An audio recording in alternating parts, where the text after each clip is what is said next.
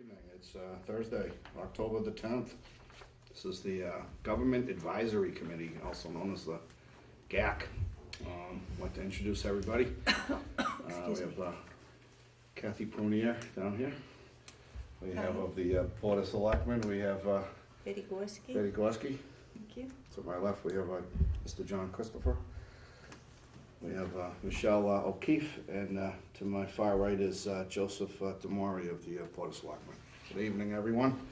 Good evening. For those of you that don't know what we do, this is an advisory committee appointed by the Board of Selectmen about a year ago.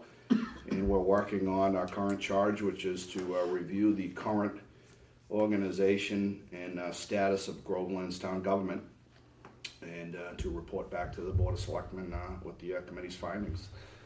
What we've decided to do is, as we find issues that we've gone over and come up with some recommendations, we've decided to forward those to the Board of Selectmen on a rolling basis, and we have forwarded some recommendations to them.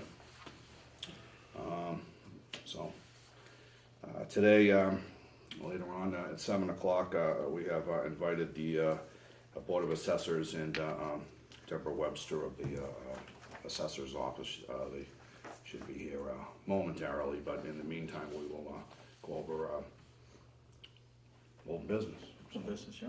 So, what do we have from, we don't have our secretary with us today, Kathy, so if someone wants to read the minutes of last meeting, or if we We just want decide to table to those. approve them, or you don't have the minutes, or we do have the minutes? Let me see here. Do we have a Is it the printout of those? 7/24 meeting? No. No? No. We met in. We met in That's right, we September. met, that's right, that's the. I think it might be wise to table, because if Kathy drafted these and we have questions, she may Right. Yeah, be able Or to any explain amendments or or say it's a anything. typographical error or whatever. Yeah, So we can do those at the next Yeah. meeting. All right, it will Dan, did be, you just want to review? I'm sorry. Jumping in here. go ahead. Do you want a formal Okay. motion to table? Yeah, I mean, I'd like a formal No, motion. Move for to that. table last meeting's minutes, and so Second. Kathy is present. Seconded. Second, Kathy? we have a second, yeah? We Okay. do. All those in favor? Aye. Aye. Ayes have it, unanimous. Next issue, we may want to table this to, last Okay. meeting we had a draft employee survey that was being worked on. And again, that was, I tried to call and tell them I was gonna be late, so hopefully. that was Kathy's project. So we Move to, may Right, move to table. move to table that, seconded, anybody? He's second. You tabling the survey, is that right? Yes. Yeah. Okay. All those in favor say aye. Aye. Any of the ayes have it, unanimous. We're gonna want to table the survey for another time. So what's next? What do we have? We have our invited guest. Do we have, Dan, yeah. can we review who has been before us? Do you have a list of all the different people that have been, just so people watching at home know who we might have met I with? don't have a list, but we can go through it. I know Yeah. that we, 'Cause you've got some time to kill. We do. I didn't keep all of them. I left them. we had Bob O'Hanlon, Yeah. And Jim Freya. Jim Freer, From the planning Planning board, board. right? From the planning board, both, yeah? isn't Bob And involved with the Board of Health as well? yes, Did he discuss Board of Health issues? yes, Yes. yes, he did. Yes, he did. And then Greg LeBrecq came before us, the finance director. Yeah. We had the finance board last meeting, just about all of them. And we had the finance board last meeting. On the Water and Sewer Commission? We haven't had them yet. No. Well, we No, had wait. Jack Willett, Jack Yeah, Willow. Jack was here. yeah, and he represented the water. That's right. And I think our first guest was Bob the, White. The selectman. the chief of police also. No. No, No. he came to a meeting, but Yeah. our first meeting was actually the Board of Selectmen. Oh, okay, okay. Bob O'Hanley, the Board of Health, it says here. We had the chief here when we were talking about the Expansion. five. the expansion to, from 3 to 5, and Yeah. whether or not there was a need for a liaison on that issue. We had the road commissioner. Yes, Bob, Yep, we had Bob Bob. O'Brien. Eric Caitlin. Yeah. You say Jim for your planning board? Yes. Jim and Bob. Great.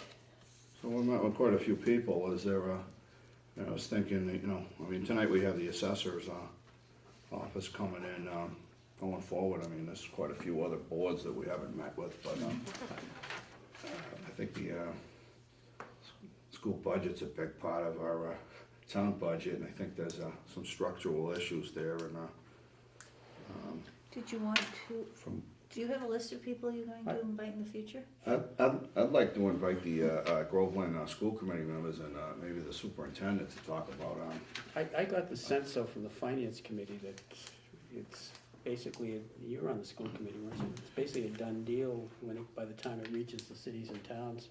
Yeah, they're just starting contract negotiations though. so maybe we can have a dialogue and maybe have some input into that, and it certainly impacts the taxpayers and the residents of Groveland. It certainly, And I think a discussion, because I think the lion's share of the budget, and if we don't have control, or to what level the town has control over it, it certainly is an organizational structural issue. Well, I think the major driver of that is teacher salaries, and I think that they have a very powerful kind of lobby, and I don't think that the school committee has anyone with that specific expertise that is part of that negotiation process. Right. Maybe we can address that Well, specific issue.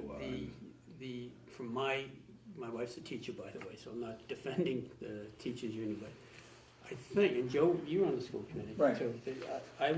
I thought the last superintendent, I don't know how Jeff Mulqueen is operating now, he's relatively new. He had a law firm and his own, well, the superintendent's personal lawyer, who was supposed to be your lawyer too, they were part of that negotiation team, weren't they? Yeah, we always had the lawyer for the school committee But that's not, on the negotiating team. Mhm. yeah, when I was on the school committee, that was the case also, but his expertise is not that. So It this is wasn't. actually talking about getting somebody to be part of that negotiation team who Mhm. has that expertise.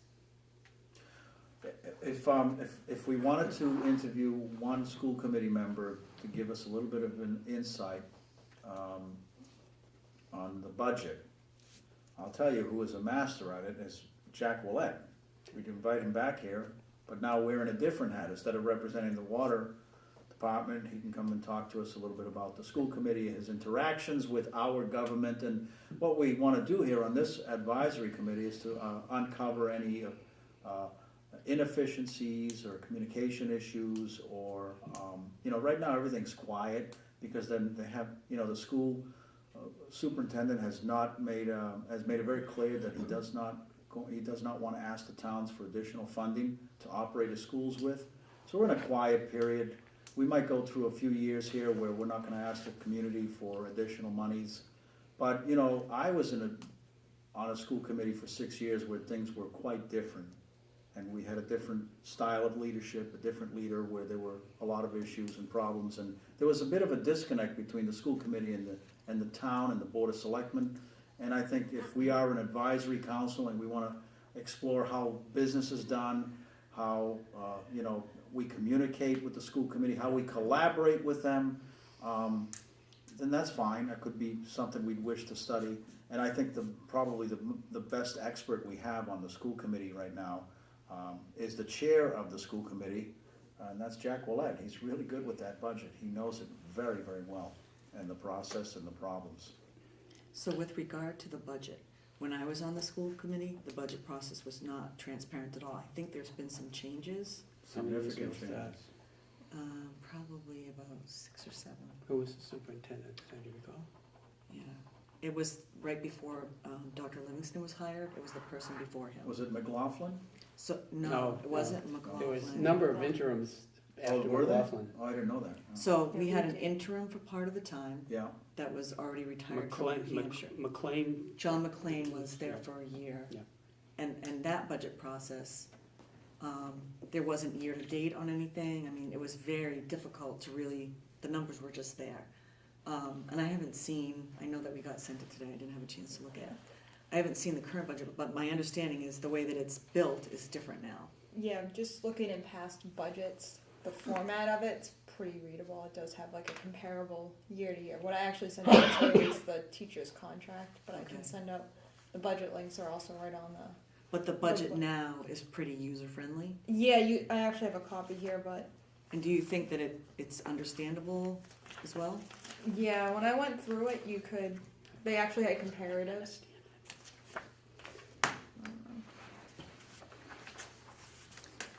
I mean, you can look at that and see what that compares to what you have. That's the whole budget? Oh no, there's several pages here. I just picked up 2 of them, but Wow, that's just, she's looking at formatting. 50 pages. Yeah. Yeah, but what I still don't see, but maybe it wouldn't be part of this, is Yeah. they weren't keeping a monthly year-to-date, like, Gotcha. do they do that now? Budget to actual. I don't know because I'm not a part Yeah, of they it. didn't do budget to actual at all. They do, the last time I saw them. they do. Okay. So, I mean. Yeah, it might just not be in this handout that gets published. It might be.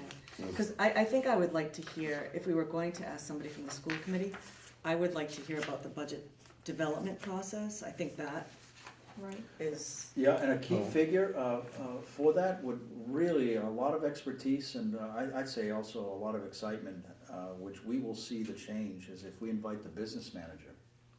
What's that? Gosh, his name escapes me right now. Didn't, But Mike Bergeron. didn't Dr. Mulqueen, wasn't he able to do things this year without having to even ask for an override? Yeah, there's no override request. Which yeah, is like absolutely. almost unprecedented. And there's for also 10 five, years. and there's a 5-year plan to phase out all fees. Bus fees, sports fees, extracurricular activities, it's pretty remarkable.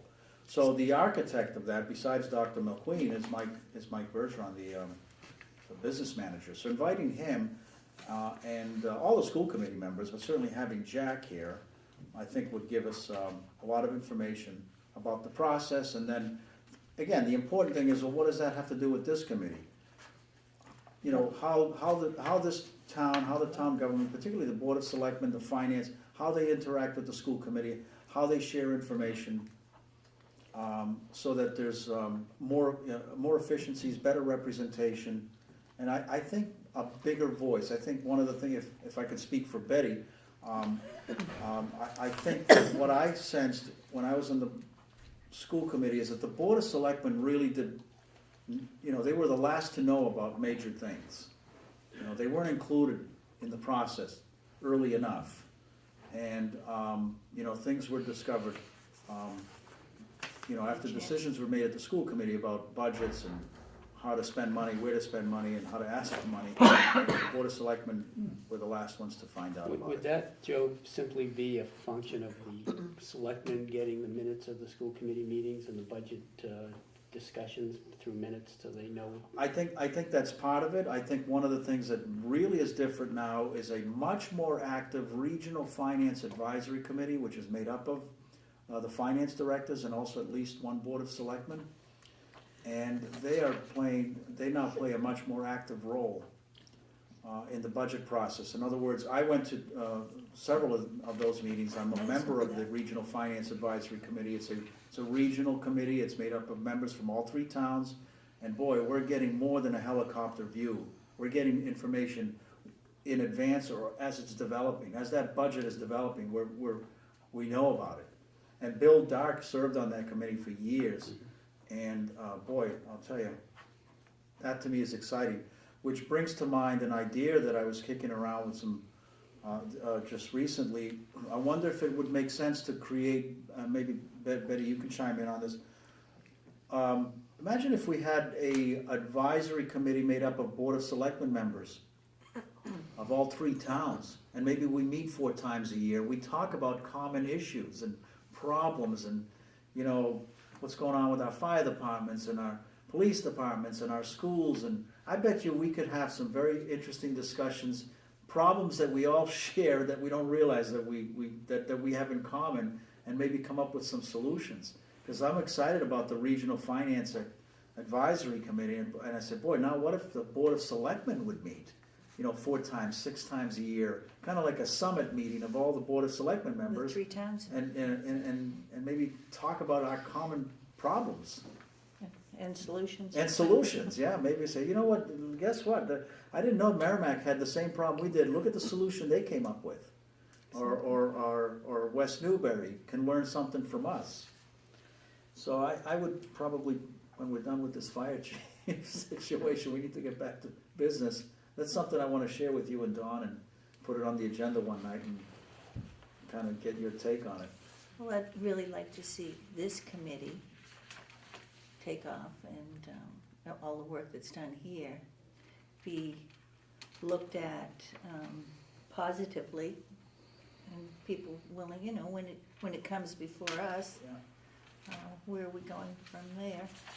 Yeah, It could be a model for maybe a regional GAC. So what is the status of that? At this time, the proposals that we have not gone before the Board of Selectmen yet, or have they? You mean the 3 to Some of the, Well, no, some all of the things these- that we've, you know, for instance, the meeting, we talked about some things that we were asking for. And have they gone before the Board of Selectmen yet? I'm sorry, can you start the question again? I was asking, and I didn't hear. Michelle, I think you were keeping, well, somebody was keeping a running list of the things Kathy that had we. them, and we Right, voted on them. I sent this list and, you know, I can read it now. Is that what you have, Kat? Yeah, like But that's what- posting meeting minutes That's what and we all that agreed stuff. upon. Yeah. And, I don't know, you know, once we send it to the Board of Selectmen, I don't know what happens after that. Well, I So think, have we sent this already, Dan? Yes, Okay. yeah, the problem why we don't have any forward action right now is that we've held off just about every type of business that's out there because we're going through an intensive process of selecting the fire chief. We might conclude that process next Tuesday, and then after that, we're gonna start rolling out other business, and this is probably right here, one of the first ones we're gonna see on an upcoming agenda. Oh, so things have been backburnered for that, Yeah, some more yeah, pressing. we've been backburning a lot of stuff. We've been meeting every week to get through the fire chief selection process. So, Lisa, to answer your question, that's gonna end up on an agenda probably this month. So, even the stuff that we did back in July. Yeah. None of that has gone yet. No, Hasn't been put on an agenda for discussion, correct, Joe? right, no, not yet, no. Okay, can I see the note? our guests have arrived, if I can Yes. transition to, I'm sorry? Where was I?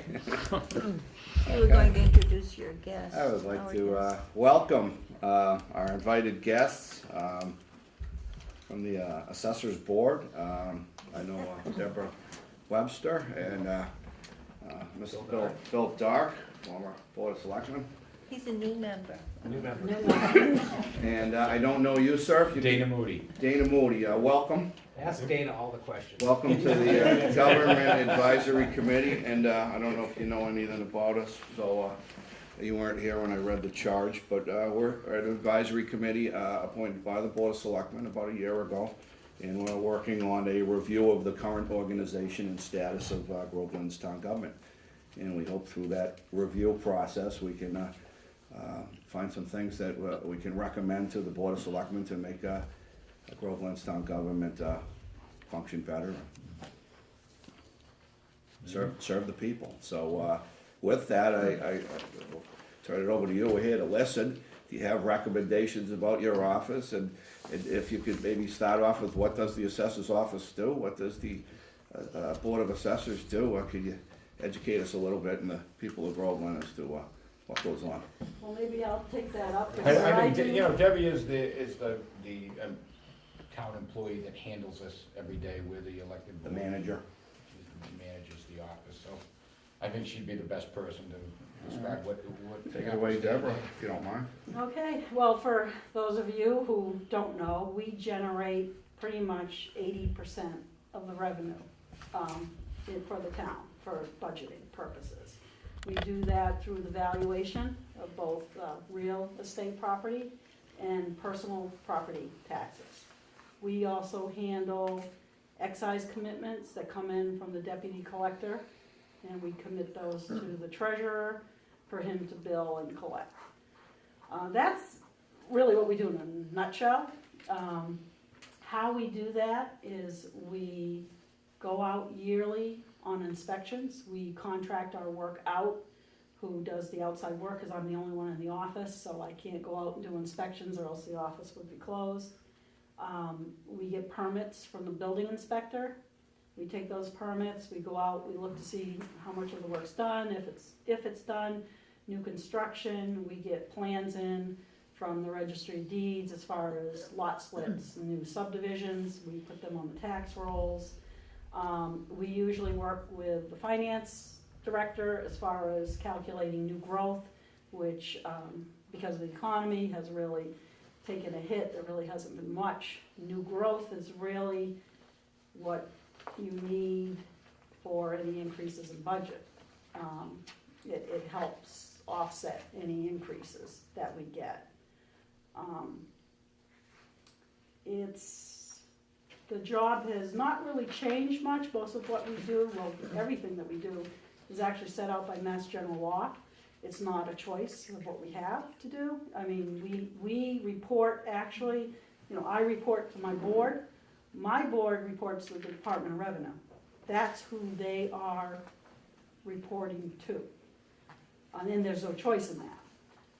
This board is the only board that has to be certified. If they do not get certified in 2 years, which means school, they have to take time out from their jobs to either go nights when it's offered, or literally take a week's vacation time to go to a class. Who certifies you, the state? The state. Department of Revenue? Correct. And what does that entail? What does that entail, you know? It's, well, they start out with, it would kind of giving them the meats and potatoes of what I do in the office day to day, which is calculating sales to assessment ratios, coming up with what they call coefficients of dispersion to try to come up with the values. They learn how to do classification, which this will be the first thing to do. Bill's very familiar with the process, being a former selectman. What every year one of the things we have to do as part of this tax rate setting process is determine whether we're going to have a single rate, and Betty's also very familiar with it, whether we have a single rate or a double rate. Most communities who have less than 20%, what they call CIP, commercial, industrial, personal property, they don't do a split rate. Because in order for you to save your residents a small amount of money, you really hit your business accounts tremendously. If you familiar with like Haverhill, if you look at Haverhill rates, they'll have different rates. They'll have like a rate for residential like $12 per thousand. Their commercial rate's $25, $26 per thousand. And that's a community that has a high commercial industrial percentage. It gets even more skewed the lower that CIP number is. Does the state have any input into setting the tax rate as far as what? Oh, absolutely. Okay, could you explain that process, as how it comes out of Boston? Well, the tax rate setting, well, the valuation is what we do. Yeah. Okay, it starts out with, like I said, doing the permit work. Mm-hmm. We make sure all changes are into the system and updated, and that's actually the last of the permits. Some of the just decks and sheds and stuff hadn't been done, and they're being done now. Our consultant then has to run it through a statistical analysis. They have to, the simplistic way of putting it is the value must be between 90 and 110% of sale value for the prior calendar year. So we're in fiscal 14. The tax rate is set halfway through the year, as the first 2 quarters are just preliminary. We look at sales that have occurred in 2012. So we're always behind the market, whatever the market's doing. If it's going up, we're chasing it up. If it's coming down, we're chasing it down. Once he has to adjust the land tables in the computer. I don't do that part of it. Our consultant does that part of it. I mean, I'm familiar with what he does, but I don't actually hands-on do it. He goes in and makes adjustments to land values in our we call it CAMA system. It's Patriot Properties. It's a proprietary software that's geared just towards assessing. He goes in there and tweaks the values for the different classes and to get them to fall within that parameter. Once we do that, we submit those numbers to the state. It starts a dialogue back and forth. They ask us questions. They'll ask us a question about a sale. I would code it out because we only go by what they call arm's length sales. So any foreclosures, bank sales, something that was a divorce or along those lines are not counted usually. Then once the state approves our values, we go into the system, what they call a recap sheet, which the selectmen are familiar with too, where we input the values in, and then what we do is we put in all the numbers from town meeting, what was voted. We put in what numbers we're getting from the state for state aid, estimates for excise, which myself and the finance director usually, work on that number. Actually, every year we kind of have a bet on who comes closest. I've been winning. And then the net result is the tax levy. And we come up with that figure, and we submit all those forms. There's probably, it's done now automatically. We actually used to have to do it on paper. It's now done in what they call the gateway system. Everything's done electronically, including the signatures of, they check a box and their signatures are done. The recap sheet is probably about 30 pages long. It's anything and everything you could ever want to know about the town of Groveland, as far as numbers go. Statistical data, population, those types of things. No, this is just strictly Just tax and valuation. valuation and the numbers, the actual receipts that we got from 1 year, estimated receipts for the current fiscal year that we're trying to set the tax rate for, and they also make us jump through hoops if we have any difference of bigger, most categories are, if the difference is greater than 10%, we have to explain why it is, and what happened, what changed. They don't like to see that. They don't like to see changes of plus or minus 10%. Big swings. Oh yeah, they don't like that. I don't know if you want to, because I did watch your meeting, so I was trying to maybe And try to just- figure out what you were kind of looking towards. Yeah. So what I did is I printed out what we call it's the LA4, and I did 2 pie charts for you. I did it from the time, I've actually been working for the town of Groveland since 1986 in various capacities. I've been in the assessor's office since April of 2000. And so what I did is the first tax recap that I had any direct work with was to fiscal 2001. So what I did is I did last year's, 2013, and I did a little pie chart, and I tried to compare apples to apples. I didn't take the entire budget, so the numbers aren't going to be the entire budget. What I did is I just compared omnibus items, general government to general government, public safety, human and cultural to human and cultural, debt to debt, education to education. So numbers off, so you can see, and I did it in a pie chart format. That's one thing. The other thing is, like I said, the LA4, and you can see the differences in the number of parcels. All these numbers along the left-hand side is what we call the class. Each type of property has a certain kind of class, and then its value, and then a total value. And you can see the difference of the value from when I started to where we are now, and the number of parcels. I don't expect you to try to digest this tonight. This might be something you might want to just look at later.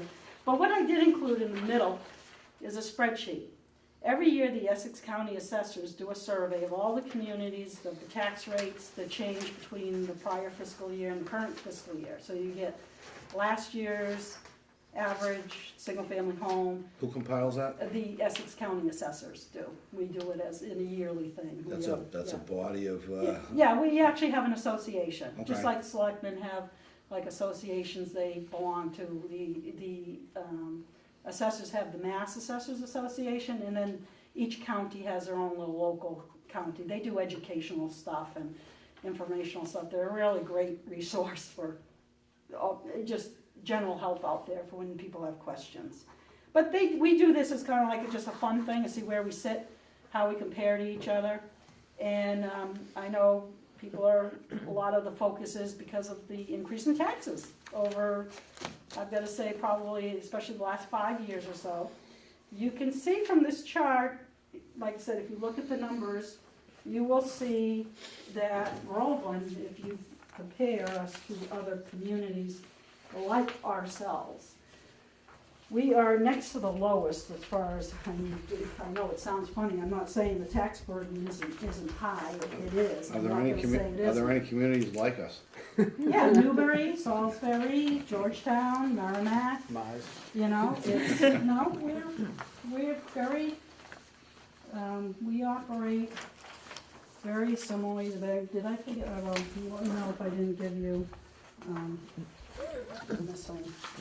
And I hope I have them up here. I was trying to guess on how many members, I assumed it was 7, but wasn't sure if it was 7 or 9.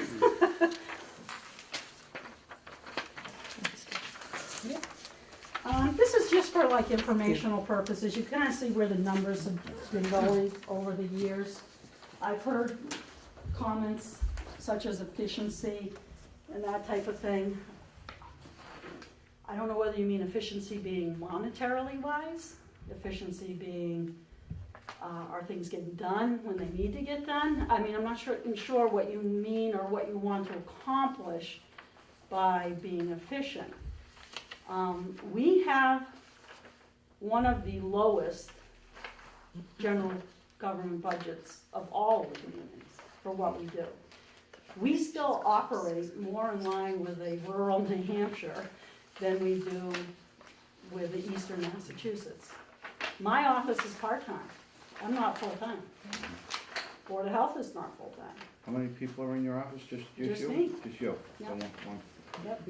It seems to me, and I know a little bit about what you do, but not everything, not even close. It seems to me your functions, when they talk about efficiency, it's pretty much, you're locked in by a lot of statutes and the Correct. state, and so there's Yes. really, even if you wanted to try to circumvent Try them, you couldn't something do new, it. we Exactly. really can't. Yeah. Really for us, what you decide to do, I know I've heard town administrator as opposed to a finance director, 5-member board, 3-member board. You know, for us, in all reality, correct me if I'm wrong, it really doesn't change what we do. So And it doesn't add to our workload by having more members on the Board of Selectmen. I don't think it adds really much in cost, or it's insignificant, as far as adding any burden to the town, having more people on the Board of Selectmen.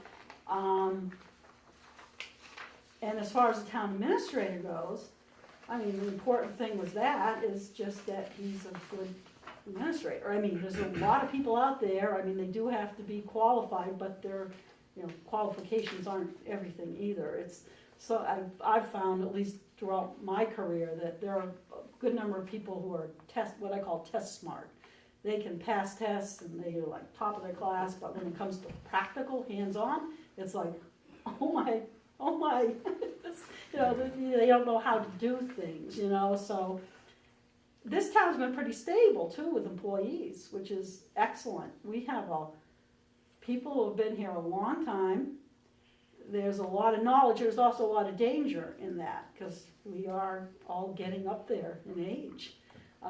There's Speak gonna for be an yourself, Hey, you're my age, So buddy. as far as you're on camera. As far as your department goes, I mean, it functions as it should? Does it need anything? Does it, it functions well? I'm just concerned, I live here too. I live here, so anything I do affects me. That's one of the things that works out well for me, because my house is actually assessed way more than the average, so when taxes go up, my house goes up a lot more than everyone else's. So, when they hear that, they're like, oh, I said, I'm not happy with it either, I'm paying well over $7,000 a year, and I would have never thought that I would hit 10,000, and we have big purchases coming up, and one of the things that you'll see in there is the debt. Years ago, we had a lot of debt, because we had a lot of things we were doing, we were bonding it all. I mean, there was very aggressive projects going on, the debt, and really, for the size of the town, it still wasn't out of the norm for the amount of debt load. I mean, now we carry nothing for debt. That will change once the land sale closes and we actually go out for bonding, for the money for the land purchases. You referenced a town administrator, having been with the town for almost 30 years, I think. Could you speak to your thoughts about whether having a town administrator would be helpful, whether it's necessary, and how you think it would impact the town? Well, if you can. If you wanted to. Yeah, she has a Most choice. town administrators make significantly more money than what a finance director makes, number one. Number two, I don't know of any town administrators who don't have an assistant that also is making a decent salary. And because that second person usually acts as sort of a quasi finance director, even though they're not.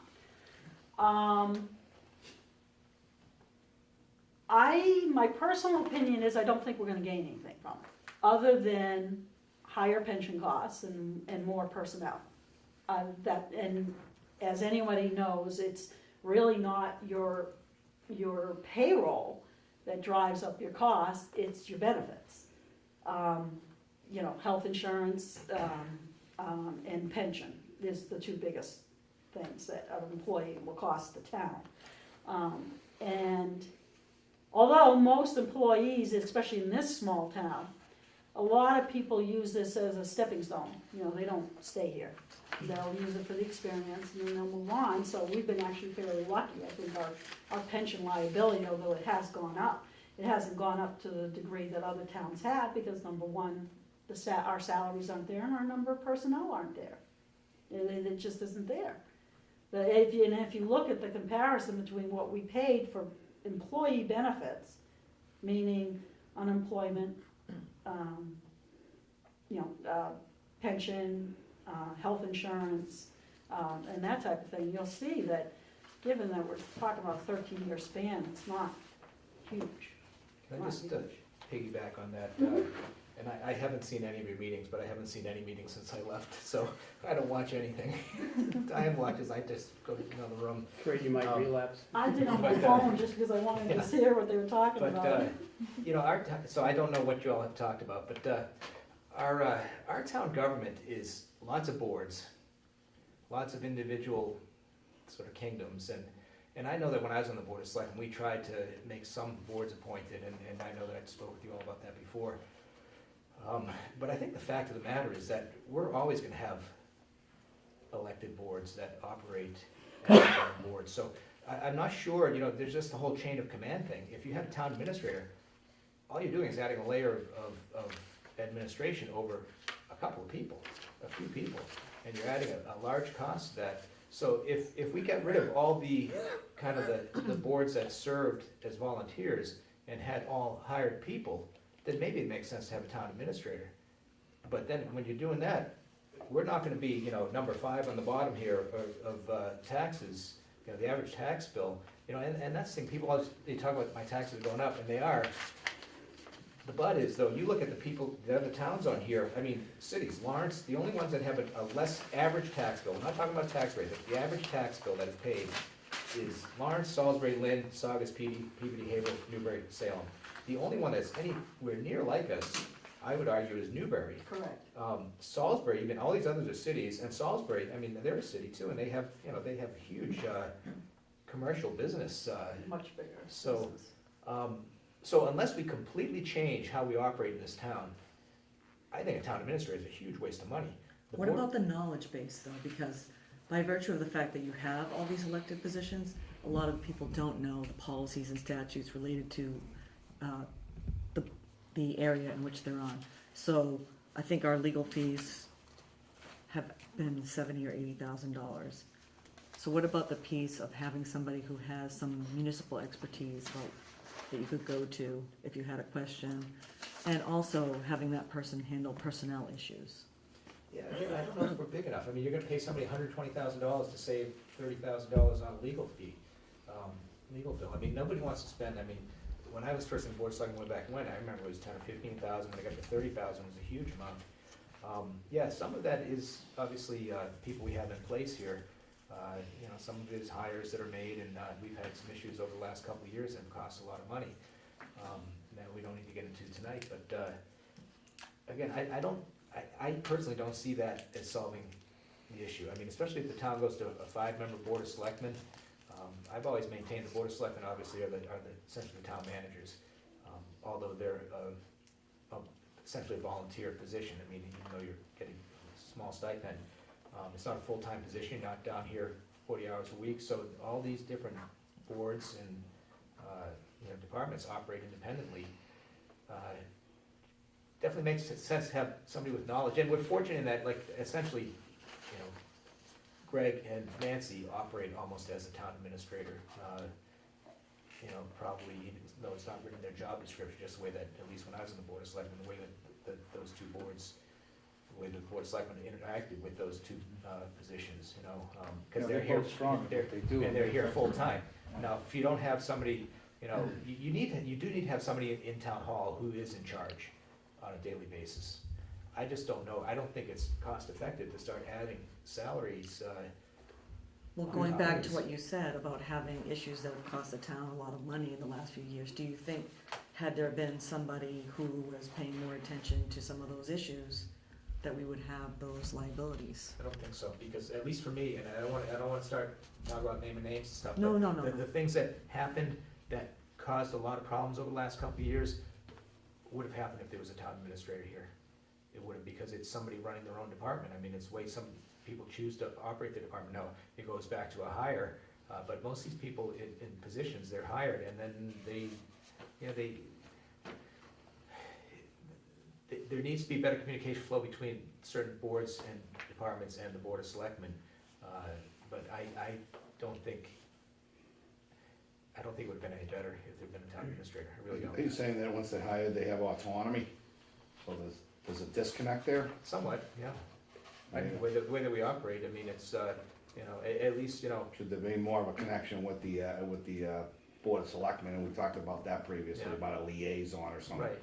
Somebody to facilitate that role, is that really the? Yeah, it definitely makes sense, some of the decisions that were made, I think that if they'd been kind of hashed out before they were made, may have been made differently, Mhm. and that didn't happen. But that's, whether that person or persons is reporting to a Board of Selectmen or to a town administrator, if they don't come forward and talk to them, there's. Yeah, you don't know what you don't know. Right, yeah. They're not forthcoming. Doesn't matter who you have at the top. I know one town I spoke to, administrator, their charter calls for a finance director and an administrator. Essentially, he's doing both jobs. I think perhaps as a model for community this size and the community where I spoke to the individual, it's about the same size. I think that if we're gonna go in any direction, that might be combine the two positions. Right, and essentially, again. Give like I someone said, more we power almost to have a deal with person personnel. doing that, even though it's not his job description, and maybe you do that, increase that job description, and, Formalize it. Yeah. Add a little bit more Right. of an income and. right, and Might still, work. that person reports to the Board of Selectmen, so Sure. you all know what's going on, and, Still don't have that knowledge base though, unless you have somebody that has the expertise. You've got the finance knowledge base, but I think that a town administrator has to have a certain certification in order to take that role. well, and you could get that person certified, you certainly could. Like Debbie said earlier, I think that Groveland can be a stepping stone to other places, which I never had a problem with that if somebody wanted to come here, do a good job for a few years and leave. Right now, we've had some people here for some time, our finance director's situation is unique in that he lives here and, it makes sense for him to live here and work here, it's a plus for him with his family and all. But you're not gonna hire, those salaries are pretty high, and you're gonna, I don't know, I mean, with what we've been able to pay in the past, you weren't gonna be able to attract those people. We would find that we could attract people that, we thought were smart people that could learn the job and get certified to do it. And then if they chose to go somewhere else afterwards, so be it, But I kinda like that idea, if you did do anything, it's just to formalize a position and make sure that person's I don't certified. know if you know that, but that's been done in Merrimack Yeah. to some degree. I mean, the finance director is also / administrator. We don't know the details, but it seems to be a model that works, the Yeah. same type size town, and it's a compelling idea, Right. and it's something that we're exploring, and it may end up being a recommendation at some point, along with the 5-member board. But your thoughts are important, because it discounts the, for those of us that believe a full-time administrator has tremendous benefits I as mean, you well. know, maybe you grow to that point. I just think it's taking a big leap, you know. Oh, so maybe Going- you do you're it going in from here- phases. Well, I think you're going from here to here, Yeah, with maybe what we really need is, like you said, it's somewhere in the middle. And if you hire that position in the middle, then you go, oh, well, that really isn't, we really do need more, Yeah. then you could hire more, you know, you change again,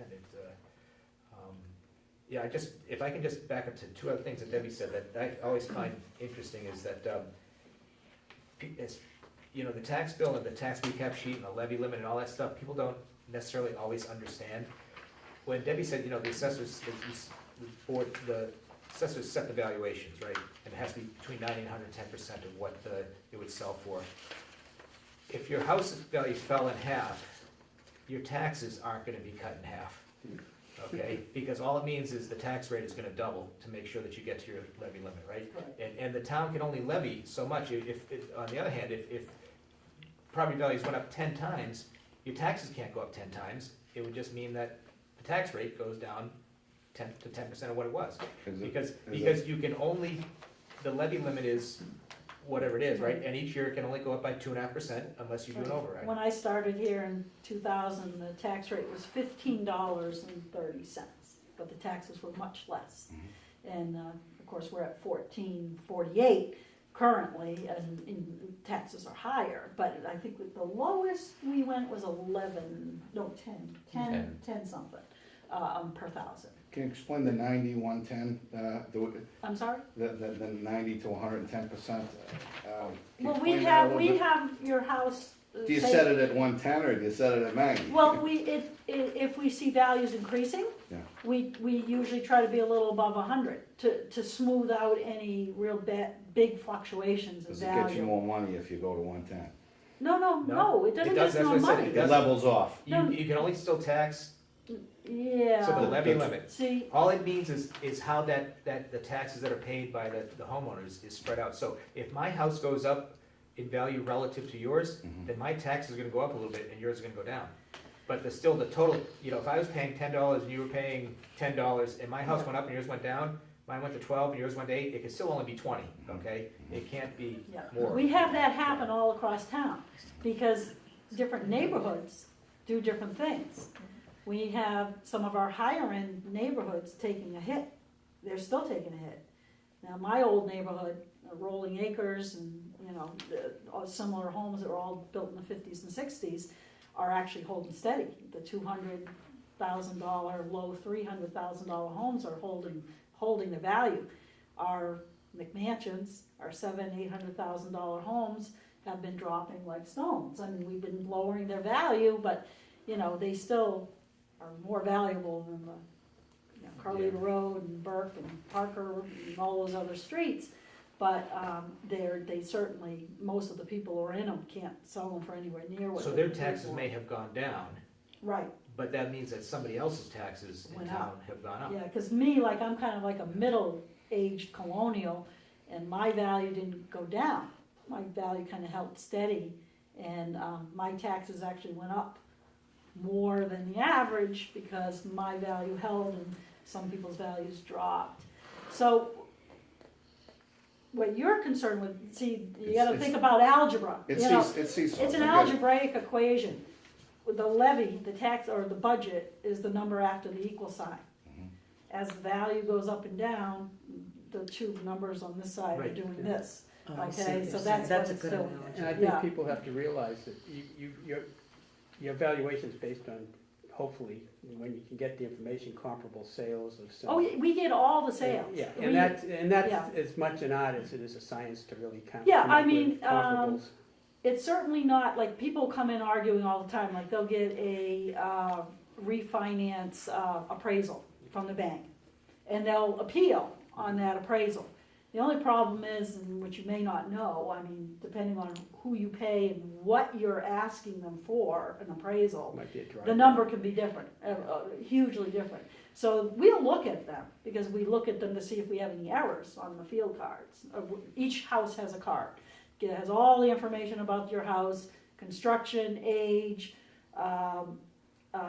type of roof, style of roof, how many Square footage. bathrooms, how many rooms. That's all online now. Yeah, too. what you're, if you were to The see it, condition it's of the quite house. a complicated Square card. footage. Yeah, and usually when To the people assessor's come office. in arguing their value, the first thing I do is have you see the They field have card. a They go, what's that? I schematic hand of it to your them, they house, see what's on there, and they go, dimensions, oh my so they God, tell what how do the- you come up with the value?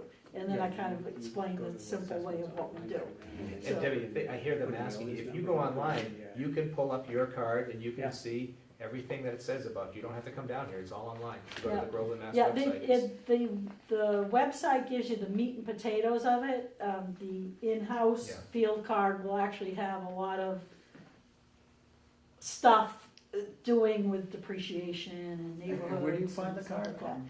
On the, if you go to grovelandma.com, Yeah, there's actually a link right on that front page for the assessment database. yeah. But if you go into departments and assessors, you can also access it there, and there's also the maps. So the maps are digitized. That was one of the things our office did in conjunction with Merrimack Valley Planning. All the tax maps are fully digital and they're GIS compliant. So when you spoke of people disagreeing with the value of their homes, are they generally thinking they're overvalued or undervalued? They'll actually, some of them Some come in for because of over- value, other ones come in Not just because their overvalued. taxes are too high. So first thing I say to people is, look, your taxes, did you go to town meeting and did you vote in the election? Because I can't help you. You can't appeal your taxes. Your taxes are your taxes. You voted on them, there was a number, we came up with a number. What you can appeal to us is what we have for a value on your house. That makes half the people go away, because half the people come in because they're mad because their taxes went up. Then the people who think we have a high value because maybe they purchased it lower than what we have it assessed for. I've got several houses that I'm expecting appeals on this year because they bought in early 2013. Their assessed values are higher than what they paid for it. I absolutely expect them to be in. Now, whether or not that sale's got a reason why it was lower than it should be, they may or may not win on their appeal. We typically get about 24 to 30 appeals. Now, that's personal property too. That's our commercial accounts. If those are arm's length transactions, though, why wouldn't that just be evidence that that's the market value? I mean, if it's Most of the time it is, people don't understand if the it's- process, they're angry about the taxes, or they feel as though their value's too high for whatever reason. First thing they do is they fill out the form. Once the appeal period's over, it's a very narrow window of opportunity for people to appeal their assessments. It's about 30 days in January. Yes, 30 days, and once the actual bill is created, you only have to the due date of that third quarter bill. So it's a very narrow window of opportunity, but it's a very simple form to do. It doesn't cost any money. You fill it out, but as part of the process, we will inspect your home. A lot of people won't, we had our consultant out last week. He literally got yelled at and thrown off the property. They put in a pool. She refused to let him in to measure the pool and to see if it was complete or not. Saying, are you here about my taxes? And he's like, well, I'm from the assessor's office to check on your pool. And she says, this is about my taxes. And he goes, well, yeah, it will, have something to do with that. And she says, get off my property. So in those cases, we estimate. Pools generally don't increase or No, decrease. in New England, they It's a- don't add, it's a they add zero-sum very game. little value, and people get really hung up on kitchen remodels and bath remodels. I mean, you could put $70,000 into a kitchen, and we could put your kitchen to a good rating, because we can put kitchens anywhere from good to poor. And most kitchens are average, especially like the older homes, with the Formica and then, just regular stuff. Newer homes are probably average, good kitchens, granite and cherry cabinets and that type of thing, tile.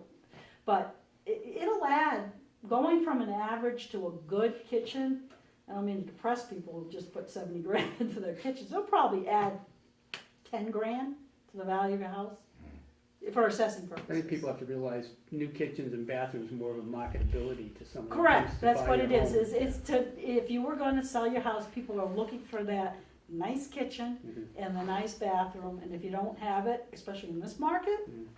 you're either gonna take a beating on the sale price, or you're gonna have to turn around and do it to get your house sold. We've got several nice houses that have been lowered been on the market for a long time, and I think that's some of their issue, is people just don't want to put the So money into you it. handle the appeal process yourself? No, well, I started, You collect it? and then, Bill goes out and he reviews them. He's He the makes- consultant. Yep, our consultant, Bill. Not Bill Not Dye. Bill, sorry. I figured you Yeah, would. no, I'm gonna send him out there to pound pavement. That was Thrown off some I would love my dentist to see my bathroom. Just checking your toothbrush. In between fillings, right? And like I said, part of the process is as soon as people hear that we will do an interior inspection. I mean, it's just to be fair. Yeah. You're asking us to lower your taxes, so we wanna make sure the information on the card is correct. So, because most people do not let us in. So, I let you in. yeah. How well, often yeah, are yes, you those, did. I had the kids wreck the house before you came over. Save me a how often are the assessments being, I know that there's some, every certain number of years. where you've That's done- one of the things that changed a lot. When I first started, we literally only had to change values once every 3 years. The problem with that is if the market, and especially in an appreciating market, we'd see huge spikes in value. And we'd have people lined up outside the door, appealing them because they went from this all the way up to that. The state recognized that problem. But again, the state, and sometimes their decisions and what they have us do don't take into consideration the cost involved. We are now mandated to do revals, not full. There's two kinds of revals, interim Once a year. and triennial. The interim reval is a much scaled back revaluation. We still have to do our statistical analysis, do it by neighborhood, change our land tables, get our, every year we have to get the values approved, but they actually look at them now every year. The triennial is a lot more complicated. We have to send out income and expense forms to our commercial properties. It's a lot more reporting, a lot more, it's just a lot of work. It actually, our budget spikes up on that third year. And over the years, the increase in our budget at least has been from going from a once every 3 year revaluation to an every year revaluation, which probably added $10,000 in the expense, the revaluation expense line item, in additional costs. Of course, it's state mandated, they're not gonna help us in the cost that it took us to do these things. So, I guess what I was asking though is how often does the reevaluation process involve re-inspecting, actually visually seeing the residents? okay, we do it for permits, usually sales that we want, questions, inspections, and then we're all the communities in the Commonwealth are on what they call a cyclical inspection period. Okay. And we're supposed to make an attempt once every 9 years to get into every single house. We're actually we skipped 2013 because it was our triennial revaluation. And 2014 is the last year we did a 3-year cycle. We split the town into thirds. And we're actually in your neck of the woods, Betty, coming up. You don't even know the day yet, Betty. Yeah, we're gonna sneak up Sorry, we'll on be home, that. Betty. But we'll be out in the south end of town. We don't advertise when we go out.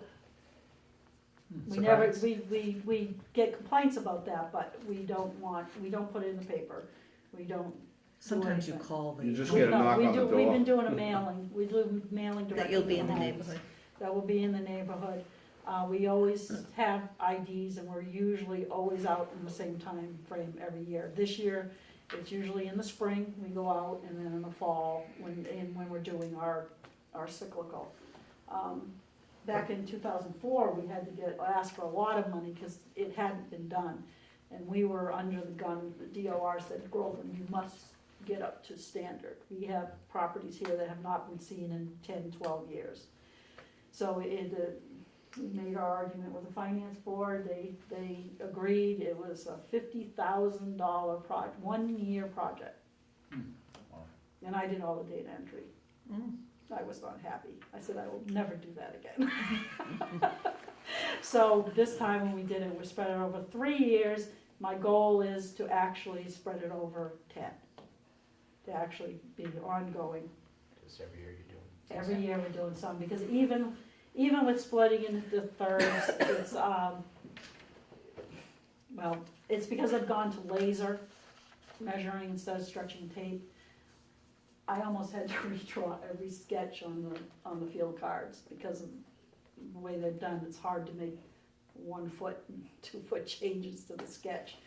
So, there are lots of not nice noises coming out of my office while I'm in the middle of doing that work, that pile. I have a question. Sure. Lisa, any more follow-up? Nope. John, did you have? Some taxpayers have complained to me directly, the last couple of years or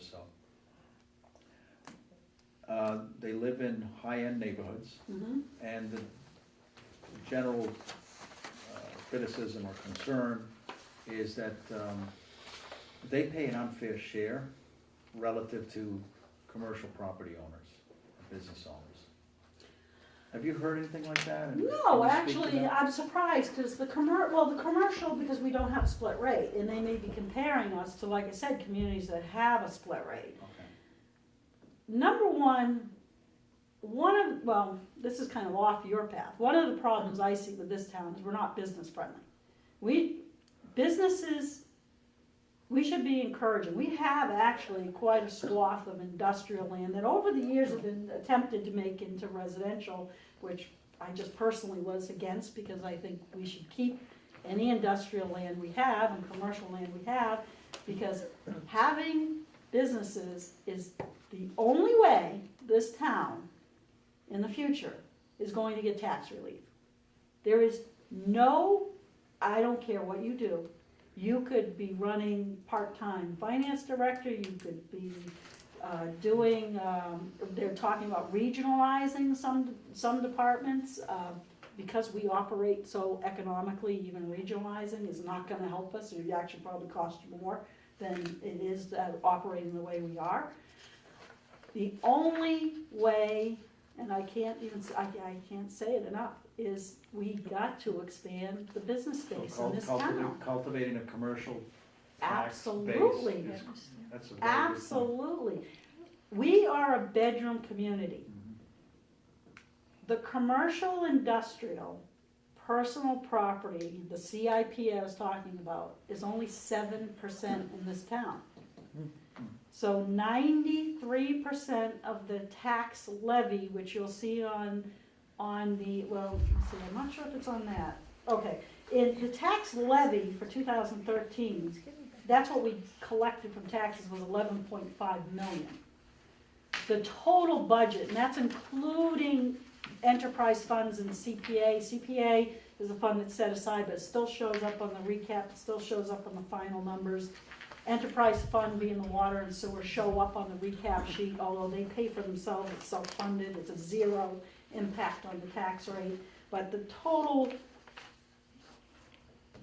amount to be raised, okay, for the entire town of all of its operations, with the exception of electric light, because they operate under a totally different chapter and section, and they don't show up on any of our financial stuff. Water and sewer does, electric light does not. But it's 15.3 million, that's everything. And 11.5 of that is collected on, 93% is our homeowners and landowners, that's us. And the only way you're gonna change it is by having more business. Okay, so how do I grow more business here in Groveland? And I'm not talking about the people on the boards, I'm talking about our bylaws. Is there a problem with zoning? Is there a problem with planning? My Is it the understanding, planning board, is it the we're really zoning? getting off of assessing here, but my No, understanding, we're here also to, my we're asking understanding for is, your expertise. because opinion. I've been around for a Well, while. all three of you. Is that we were actually taken to court, meaning the town of Groveland, so it's not the first in recent history, we've been taken to court a lot of times over the years, but we were under court order to change our zoning bylaws. I have a copy. Was that 4 years ago? approximately? Longer than that, Longer than that? yeah, but, I have the draft Did that of the happen? zoning bylaws. Did they get changed? No, Why not? You because, know? Don't put how her do on I the say spot. this? We tend to like start things, Well, they did get changed, but the planning board did them, and then the zoning board didn't like them. didn't like, we had a So- little, yeah. What happens is, and it's the same thing that happened with our affordable housing, when you and I sat on the affordable housing committee way back when, and we were trying to get the affordable housing plan approved because that is helpful for you in controlling 40B. We had a heck of a time. We paid a consultant, 10 grand, Koff, I think was his name, did an excellent job doing the plan, and we presented it to the Board of Selectmen. They had already reviewed it, I mean, we had already been in, and we were expecting like to get signatures. And we, we were told that the zoning board didn't like them, and that the zoning board wanted to do their own. Well, I managed to control myself at the meeting, and I went back later and I said, no, we're gonna do this. And we did get it passed, we did get it signed, we submitted it to HUD, it got approved. The problem is what happens is as soon as there's some resistance, because it takes a lot of work to get things put through this town. So as soon as you encounter some resistance, people tend not to wanna forge forward. Same things happen with subdivision rewrites, same things happen with master plan. Same things happen with the zoning. I have the master plan sitting in my office that never got approved. It's well over a decade old. It That's needs on to our be- list of well, recommendations to take the it dust off. totally, one of the things why these things should be done, I think the affordable housing plan is being rewritten, because I think their consultant's been into my office. Kathy sits on that. But I Panel. know Groveland Housing Authority. Yeah, this is the Affordable Housing Committee. Their consultant's been in my office to get data. So they're, I believe, in the middle of a rewrite or nearing the end, and they're gonna have to submit it to you for HUD. That helps us for 40Bs, which is another huge issue that this town is going to face again in the near future. Okay, we've got a reprieve, and we're not being proactive, we're being reactive. This time, during this reprieve that we have because of the economy, we should be getting the master plan done that qualifies us for all kinds of grants. Affordable housing plan helps us to not be yanked around by developers, to have some control over the 40B process.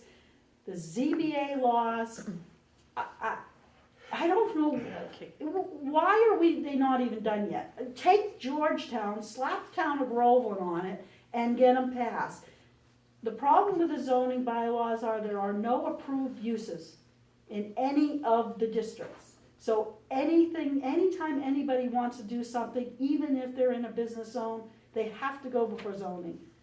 It's ridiculous. Special permits. Yes, Yeah. Everything's special permitted. everything. It's spot So what I'm zoning, isn't hearing it? you say, It's a violation of the skit. yeah, Yeah, we're in Spot zone. violation, we're supposed to be fixing it, we have the rewrite, which is actually, I tried reading it a few times. So those are organizational problems that need to be addressed. There's one decision Let's- that let's came down years ago that address. said that you have to have at least one allowed use in the Correct, zone. yes. We talked about having an ice cream stand. Actually, it was.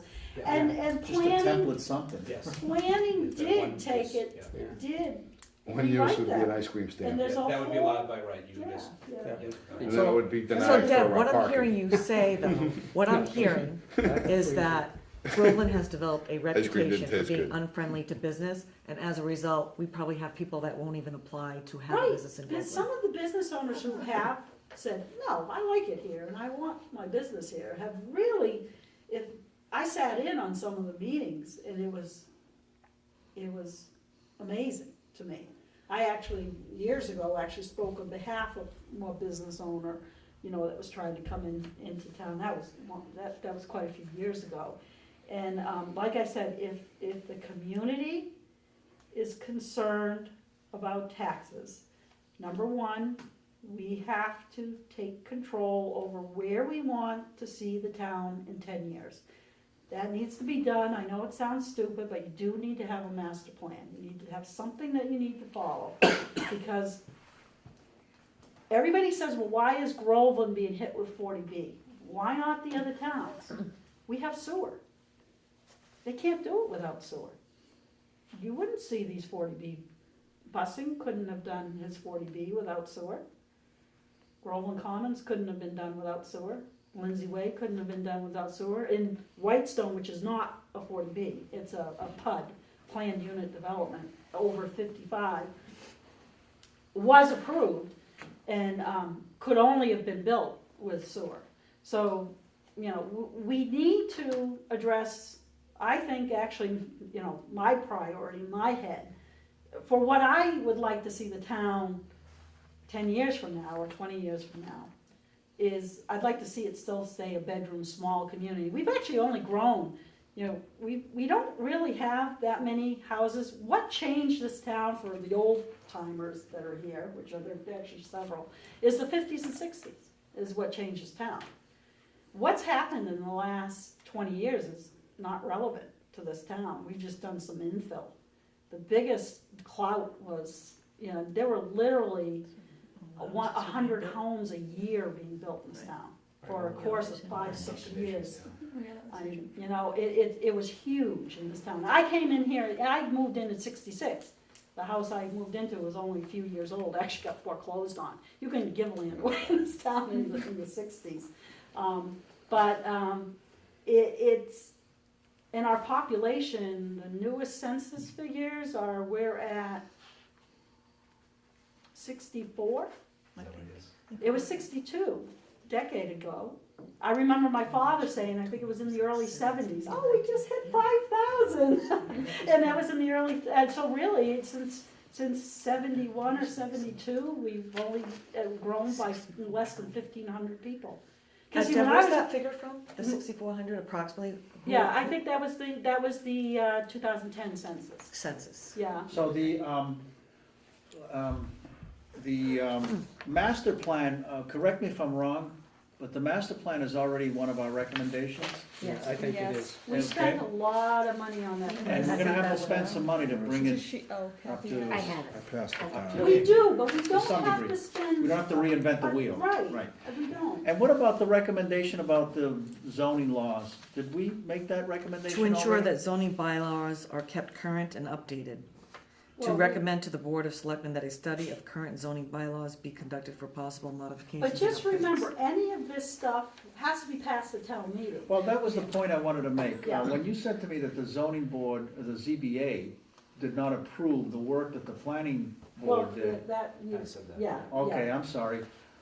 Neither boards have the authority to approve or disapprove that work, because No, what the authority happens is is- town meeting, the legislative body called town meeting. There should be collaboration between, well, actually, I had this discussion with, I can't remember who, on the zone, I think it was actually Phil Taylor, but then he moved out of Moved town. on. And I was jumping all over him, kind of yelling at him in the hallway, saying, you know, He you does a guys need business to show. get together. Yeah, you guys need to get together with the planning board and get this done.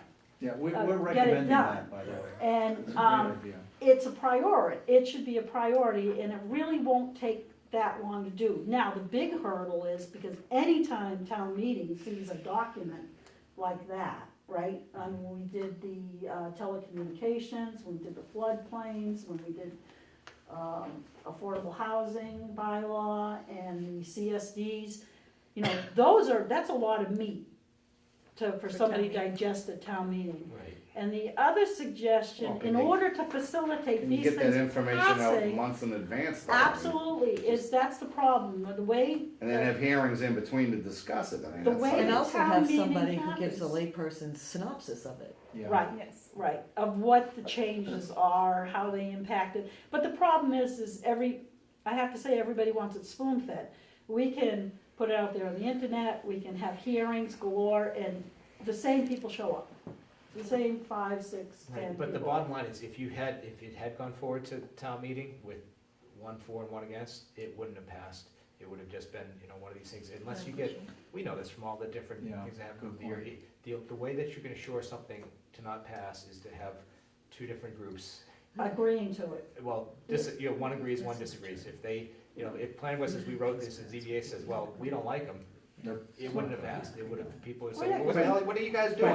Why can't you get together before you get to Yeah, we want wasting our favorable time? action by both boards. The Yeah. planning, Yeah. board though, if I'm correct, has statutory authority to get engaged in the zoning bylaw process, whereas I think the zoning board is just like, okay, we're a zoning board, we don't like it, but there's nothing They we can did really that. do about The it. planning board, like I said, there is a draft, Camet Engineering did it, and, Right, but what I'm saying is if everything you're saying is true, you take it to town meeting, it's not gonna. No, I understand Because that. people are gonna say, why can't you all get together and bring well, us something that you all zoning agree has upon? to meet with planning, and they all Can you- have to work Can you out, provide and then that document? Can you make a copy? sit in my office. Well, yeah, it's kind of lengthy, Okay, I'll come by and pick it up. okay, yeah.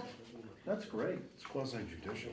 Yeah, we weren't here just to find out about the Set assessors. policy. We're looking for It's not people policy who making. work on boards, work in departments to talk about improvements in government. You know, Master plan is important, the zoning board, zoning laws changes. the master plan, and that was Do over you like that $100,000. idea? Yeah. I do, but it can't be done the way it was done last time. It needs to be done in a finite amount of time. Yeah. It can't be just dragging on, and part of the reason it dragged on initially was the funding, it only got funded in pieces. But it has to be done out in the open. It can't be done by somebody's hired consultant, a board's hired consultant, that nobody knows what's going on until the thing's done. I Yeah, agree. been plop on the Couldn't you desk, take yeah.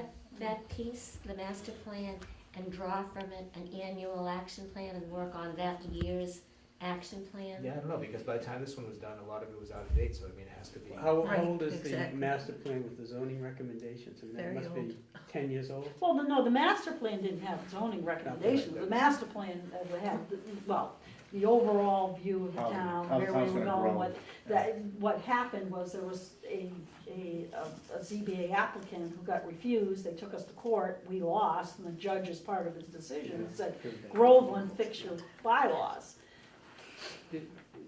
I know some communities have brought in consultants to make zoning recommendations, and the selectmen and the planning board tweak it and present it. Maybe we're not large enough to, That's what happened here, I mean, they paid a consultant, I think, a fairly substantial sum of Yeah. money to rewrite the They zoning did. bylaws. I volunteered to they're not write, the end all of zoning either, but at least it's a start, and then the local board, planning and the selectmen can tweak it before they send it to town. I'm a meeting. firm believer in plagiarism. We have all these communities around us with wonderful zoning bylaws. Communities that are very similar to ours. Right. Why don't we just that's kind of what we did with some of the stuff we wrote, is we looked at other affordable housing plans, and we're like this part of it, like that part of it, Just use we whiteout adjusted it for that. us. Well, as far as like when Bill said the ice cream stand example, there are industrial and commercial uses that are Mixed use. that are decent things that, Absolutely. if they're buffered from the residential districts, it could be as of right, you don't want an aluminum smelting plant next to a residential Right. neighborhood, but certainly a reasonably sized office park or things like that, where you have commercial uses,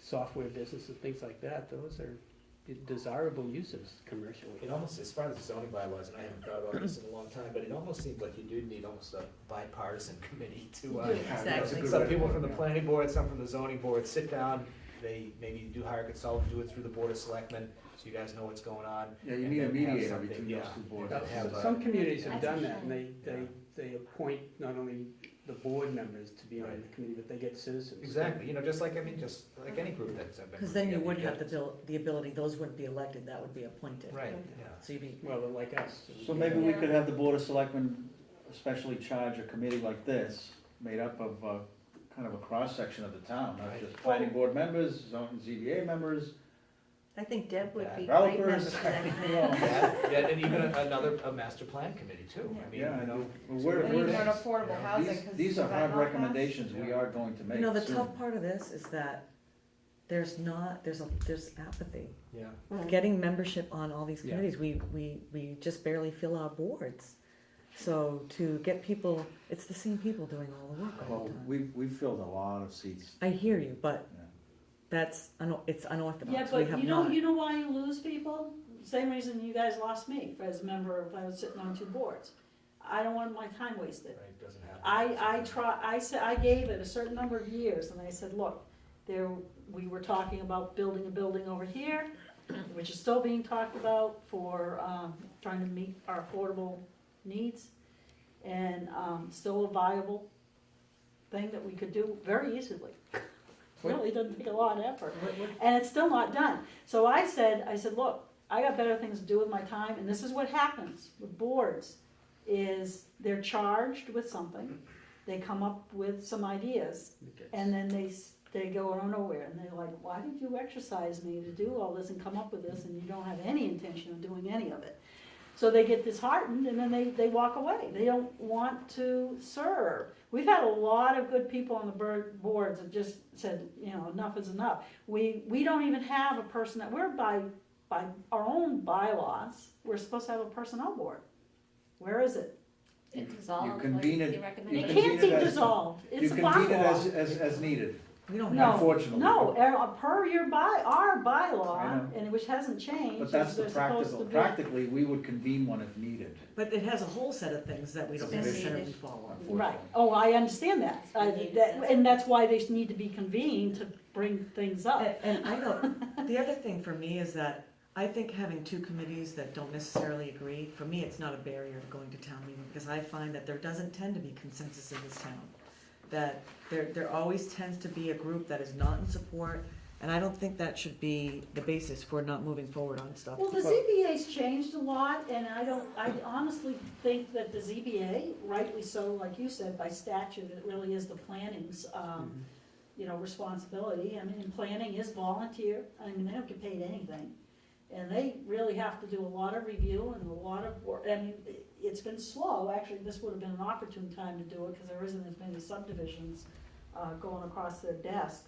But even still, they do have a lot of responsibility that they have to do, and, them hiring Canup, whether you say it was, he knows how to write these laws, he's been doing it for a long time. I'm, like I said, more simplistic person. I would have liked to go and pluck a few bylaws from surrounding towns, get a start to it, and then have it picked apart and gone along that way, and did a lot cheaper. But I think they just need a little push. Say, look, we want this done by. The problem is the process is a lengthy one, because you have to have public hearings. You can't wait till the last minute. I mean, if we were to try to do this and implement it for the next town meeting, they'd have to be doing it now. They should be in public hearing mode right now if they were gonna do it. I remember, were you on the committee, Bill, for the finance director to come up with and rearrange the financial structure of the town? I was on it, no Kathy You was mean, on it. which one are you talking about? Because there was like a sunshine group or whatever before I got involved with, there was some No, group I'm called talking something- about 96, 97. Bill Krajewski, our consultant, actually was on that committee where Okay, they, because Yeah, I mean, I think on that one we it did finance basically director, yeah. established the You finance. Right. created the finance director. Right. And what we did, we had a series of hearings. We basically put together a report that was about 24 pages. And it went to town meeting, and it passed by unanimous voice vote without any discussion, which I thought was going, we were reinventing the wheel, and a lot of people wouldn't like it, but, and I wonder if we can just get some of this stuff to the town meeting with maybe a report that people can sit down and try to understand what's going to be done. As a antidote to that, before our warrant article was voted on, the warrant article before was just to raise the fire permit from $5 to $10 or something like that. They debated that for an hour. that always happens. And ours flew right through. I thought we'd be there for 2 town meetings trying to explain it. Well, I think it's the education piece, so that when people feel educated about an issue, they're more likely to support it. So I think that the big role is to try to educate Yep. people that. Well, years ago, we used to do the finance board, and they haven't done that, God, a long time. Used to publish a pamphlet, but that cost money, it'd say what was on the, what their recommendations were and why. I think Georgetown actually still does it. Well, our They report was said- just Xeroxed off. Yeah, but, My copy. the problem is with, like, our finance board, nobody knows including the departments. If I gotta say any fault with the budgeting process, Greg will be sending out forms pretty soon, what do you request for your fiscal 15 budget? And, the finance board will start meeting, and we literally get zero feedback. When I find out what my budget actually gets voted on or is gonna be recommended, is when it gets posted. Don't you have a chance to go in and talk to the finance committee? We go in, but then there's no feedback. No. There's none until, and it's like, Until you if see you, it. if they had an issue with one of my line items, like last year, I tried, because they are the only ones certified, I had put in a request to raise their stipends. They get $900 each, so I wanted to raise it, $300 I was each. gonna say, I what have you won't- been doing with the other Just- 600 bucks? No, but there's 900 for the three of them, 300 each, I wanted to raise it to 1,000 each. Because this department really needs to be stable, I think. It's not good to have a turnaround in the assessor's office. It takes a while to get up to speed, it's very involved, and you wanna have the right person in the seat. So I put in the line item for 3,000 from 900. I went in, I made my case, I think I've tried twice to raise the stipends for the assessors. And, I went and I met with the finance board, the same old thing about, we only have so much money, and I said, well, look, we've had an empty seat for 4 years now, we really need to get someone in there, and I think it's, well worth it, seeing as what they have to go to and the expertise they have to have. And it was the Friday before the warrant was posted, when Tom Minicello came into my office and said, oh, by the way, Deb, no, we're not gonna give that to you. And I'm like, really? I said, so I can't even go back in and argue my case again, or whatever, you just, and sure enough, it was posted as FinCom recommends. So then you have to 900. go on So town there's meeting no, floor. Did it say why? there's no, it's just, that's the fault that I see in the process, is we're not given an opportunity to be told what their recommendations are going to be, No so rebuttal. that before the warrant's Until you find posted. out, yeah. Yeah, before the warrant's posted. That needs to change. So they can line item veto whatever you put your request, pretty Well, much. then what happens is the departments, go rogue, as we like to say. They get in, we've seen it happen in the past, a budget's been cut, and then they argue their case on town meeting floor, and the finance director argues the case about, well, where are you gonna get this money from? And then it's voted in anyways, because the people want it. Actually, the people have been very supportive of, if you look at how the town meeting's been going, I'm surprised every year when, we go through that omnibus budget and, especially assessors, the tax collection process, like the treasurer's office, my office, and of course the finance director, we don't have the fun job. It's not like library, people go in the library, they like the library. Well, they love the library, people go in there, they get books, the kids are entertained. But you know what, you don't have to fundraise for your Well, money. right, well, council on aging, same thing, they do the movies, the people come in, they like seeing Zumba them. classes. Police department, You guys don't do fire it, depends on department. who's leading the class. Who doesn't like the fire department? The problem is, we're the bad guys just after collecting our the money so checkbooks. that the fire department can be funded, and yes, the library does their own fundraisers, but yes, it comes out of, 100 some odd thousand comes out of the town budget that we raise and appropriate and collect, so people come into our office and they know, we're gonna cost them money. We take money out of people's pockets, they don't like us. You should have told me that before I ran. Yeah. I look upon valuations like. I like to death see and Bill's taxes. test results before we appropriate any more. Yeah, I need test results. I'm taking it yet, it's only have 2 years. You've gotta do classification before classification, I'll give you the link to that. So what was the other comments about like the pamphlet? You mean like, so like I know like on the town meeting warrant, it basically says, finance committee recommends favorable action. Right. So do you want some sort of like explanation of What it what is. is going on? Yeah, Georgetown does it, I don't know Yeah, I if know a they've lot done of it others. recently, but I No, they think, have. in the near, they do. Every year we get a book. Yeah, is it, Oh. right, yes. So it says like the board of selectmen recommends this Yeah. favorable action It's because of X, Y, It's Z. costly Doesn't because need of. to be it anymore, because of Yeah. Al Gore, we have the internet. It doesn't provide the That's explanation, right, and that's Michelle. what I was saying What? before. It That would doesn't be good. provide the No. explanation, it just says whether Well, they yes, approve. but she's saying she'd like an explanation basically. Right, Oh, I mean, agree. there's no Yeah. reason And I why the agree. finance board couldn't do a pamphlet and make their decision on, and why it's gone up. Just, it doesn't have to be long, you know, just a quick little blurb on why this line item went up and why they're saying, yes, I think you should vote for this. And then, unlike, we used to have to mail them out, now you could post that along with, well, before even the warrant, you know, or at the time the warrant goes up. It'd be nice to see the warrant be posted sooner than the 2 weeks before. But if we're always under budget, you know, time crunches, and there's things that are still being hammered out sometimes that are delay the warrant, right? So there's some things that kind of like hold it up to the last minute too, that they can't really help. But But the omnibus budget might be able to. yeah, even if you did the omnibus, right, because that's the big part of it. And but again, by the same token, I mean, we see how fast we go through that. What is it? It comes with, 100 and some odd lines, and it's like, It's amazing some of the things that I question. it comes with no Yeah, it just says explanation. all eyes. it comes with no explanation. But like I said, you know, people are looking at what was appropriated, and the information is there for you to look. You know, what was appropriated, what is it being asked. I mean, people off the top of their heads might not know the percentage. They see the dollar increase. And very rarely, usually the only time they'll ask for a hold on something is if they see something out of the ordinary, and then as soon as it's explained, they're like, oh, okay, I'm okay with that.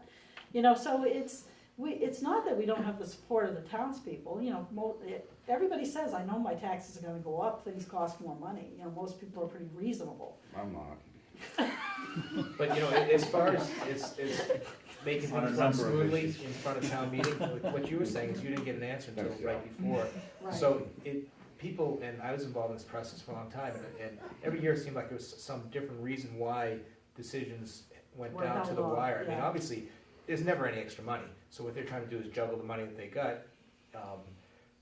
through all the requests, but somehow, if that process could be done like a month before town meeting, then you'd have a chance to go back and sit down and talk to people who didn't necessarily get what they wanted, instead of having The people going fights on town rogue and meeting, going to yeah, town meetings. So yeah. I mean, maybe that's a suggestion you make, is somehow to. And the finance the committee differences. does not like it when somebody goes No. before the town meeting. Upsets the apple No, cart. but again, because I I know, don't like I mean, it, we it's know, putting in my all the brain. meetings that we've sat at She cleaned it up. Yeah. before town meeting, I mean, as the town meetings get ready to happen, there's It's still putting stuff it being back. decided, so. I think part of the problem is also it happens in April, we're coming off the holidays, and then a lot of things have to happen in January, February, March. Yeah.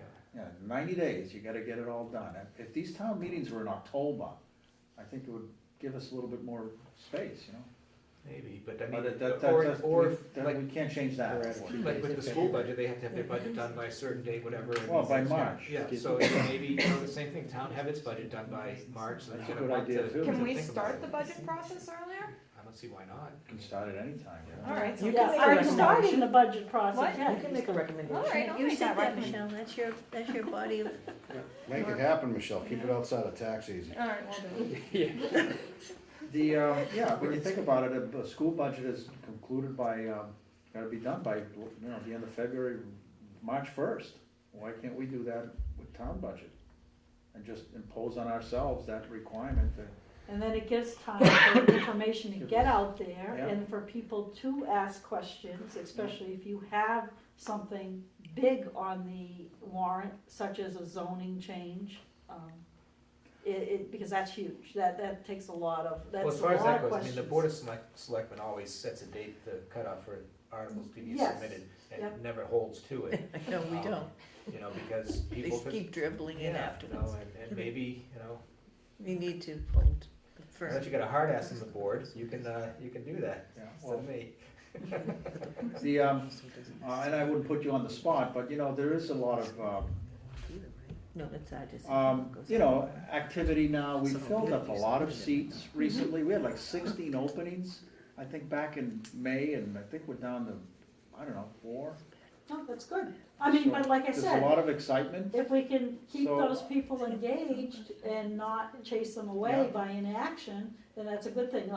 One of the examples, and I was talking to Dan when we were setting up the appointment, we were talking about a 5-member board of selectmen and how, you know, his concerns were there aren't enough people, you know, to fill the seats and the boards. My answer back to him was, I totally disagree with you. Why you don't see interest in people running for the board of selectmen is 'cause when's the last time we had an open seat? When, other than when you did not, or you elected to not run? When's the last time we had an open seat for the Board of Selectmen? I mean, there haven't been many over the years. No, so that's, what happens is most people, number one, they're not gonna run against an incumbent. You might get occasional challenges here and there of people who are angry for some reason that something happened and it drives them to pull papers. And that usually is kind of clear right from the get-go. Usually on candidates night, people vote for the incumbent. We've had a couple of close calls with incumbents, with races, when there have been a few challenges to incumbents. But usually incumbents do prevail in 95 or 97% of the time. So I disagreed with him as far as going from a 3 to a 5. I think there'll be a lot of interest in people, that's my own personal opinion. I So know we there's need people with different more opinions. guts, is what you're saying. Well, yeah, who want to challenge an Well, incumbent. I think some of the people yeah. that have recently joined boards are, eyeing a selectman position later, because. That could, to get the experience. It's great They've to told- get, Two people have told me that outright. yeah, because I think it's very exciting. it's just like with any other thing, you come in with these visions that you're gonna change things, Right. which I'm sure you have too. Yeah. And then you realize the constraints of what you have and what even the town operates under Mass General Law.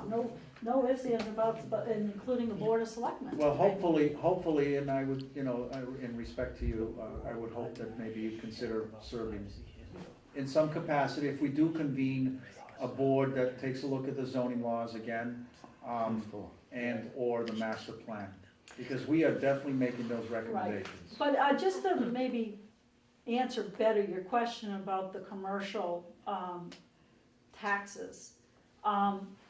Commercial property is valued differently than residential.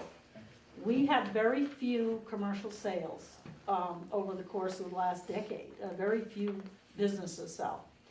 So in order to come up with a value, we send out what they call income and expense forms. And they put in their income, they put in their expenses for their physical real estate, not for their business income. That we don't get into. So we derive what they call a cap rate from that and come up with a value. So they may have, say, use for example Jerry's Variety. I mean, somebody may think that value's low or whatever, for what it is and where it is, but you have to separate the business part of it, the business operation, from actually the value of the real estate of where that business sits. And so there's a difference. So people may think it's not fair, meaning, well, wow, that's a big building and that's only paying X dollars in taxes. That some of the reason is because of the way we do the value. But then there's a second and tax, the personal property tax. Well, yes, which they're also getting, which people don't They're see paying on their for the inventory most and part. equipment. Well, if they're incorporated, inventory is exempt, Okay. but, you also have to remember, most businesses, there's no impact to town services. Right. There's no school kids, children. no trash pickup, they do their own trash. Which is there's an no plowing incentive to and burning. have more business. Absolutely. So you have that revenue with no expenditure. Reciprocal expenditure. I think for each child now, the per cost head to the town, out of our pocket, meaning, I think isn't it like 6,000 some odd dollars? I think the total cost is more like 8 or 9, but the state aid kicks in, so our out of pocket is $6,000. About 58. Okay. Any house paying less than $6,000 in taxes who have one child in the school system is negative revenue to the town. That's why the argument's made sometimes when you do housing, how many kids are there gonna be? Because you have to have at least $6,000 worth of taxes being paid by that house if they have one child. Plus you have to have the infrastructure to support it. Well, true, and you're gonna have the trash, which isn't really, if you look at some of those numbers, over the years, it really hasn't increased that much, and even employee benefit costs, relatively speaking, it hasn't increased that much if you look at the simple visual things, but if you actually look at the numbers. But, it's important that we grow the commercial base. That's the only way we're gonna get tax relief in this town. I'd like to wait. And we need to go proactive on controlling and taking charge of chapter 40B. That is gonna come back and bite us in the butt within 5 years, or less than. No, but both of those, the mechanism to grow, again, Do the you have it? business of commercial tax base, the mechanism to allow that is the zoning bylaws. We should have strong zoning bylaws that designate areas of town where they're gonna be and what will be there. And then there still will be a special permitting process for anybody who wants to propose something different. And zoning bylaws also need to be, how shall I put it, liberalized, modernized in order to help the 40B. Just written properly, Yeah, I don't think Okay. liberalize is the word. No, properly written you, bylaws. Thank you for that. you talk about, there's a threshold there, 6,000 and one student. I listen to that and I say, okay, maybe that's true, but isn't there a makeup for that on local aid? And then There is. And- It's actually 8,000 or plus. The school budget, like, people like to blame the school budget for going up a lot, which it has. But the school budget suffered the same way we have. When I started in 2000, our local aid, state aid, was, It was very high around that time. There was well, like- it was a million, 1.1 million was our net. but State how aid. much do you gain per child though? If you, like I have 3 children, so do. Yeah, you- I don't know what you mean.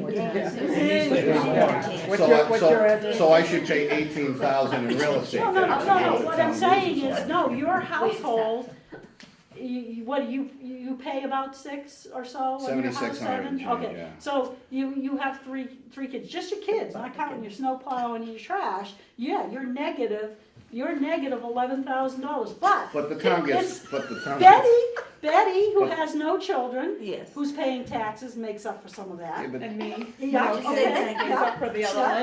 one. So, yeah, exactly. Right, but again, I mean, you have to look at the big life cycle there, and there were years where I paid taxes Do you know what our state and aid didn't have was? children, and I paid real Right, all it estate means is, taxes. all it means is that going forward, if you bring in a big subdivision, like Yeah. a 200-unit housing development or You have condo to or be something, prepared. it's gonna but- cost the town a lot of money. But with that We're gonna said, spend more than we but get with that back. said, why do we have open seats at the Bagnell and we import from Haverhill under school That's all, choice? that, I'm not even gonna get into that Yeah, that's discussion not- here. Yeah, but it seems like it's counterintuitive to me that on the one hand, you lose money if you have more residential.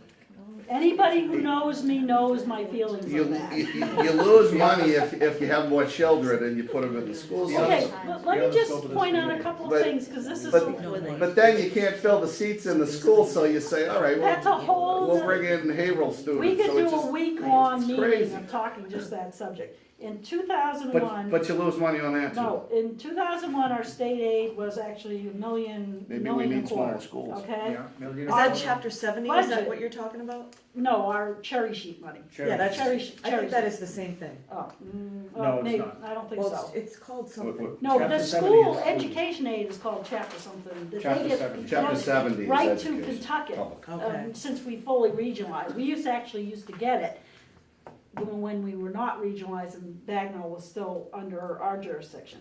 But 2001, we were fully regionalized, so we got 1.25 million. Our budget was 8.8. Now, that's everything, so really our budget was probably like 7 million, thereabouts, if you take out all the other junk. Fiscal 2013, our net state aid was $670,000. It's gone down like every Oh, God, year. Our budget total, like I said, was 15.3, everything included. If you take out all the other junk, it's probably like just under 14. Okay, that percentage-wise, that's like ridiculous. Yeah. Some of the education costs is the same thing that we encountered, the state. When we fully regionalized, and Bill will remember this, the state said fully regionalized Groveland, Westonbury, Merrimack, and we will give you all this money. Well, they did. In the mid to late 90s, Kentucky couldn't spend it fast enough. They got all kinds of state aid, and then it petered down.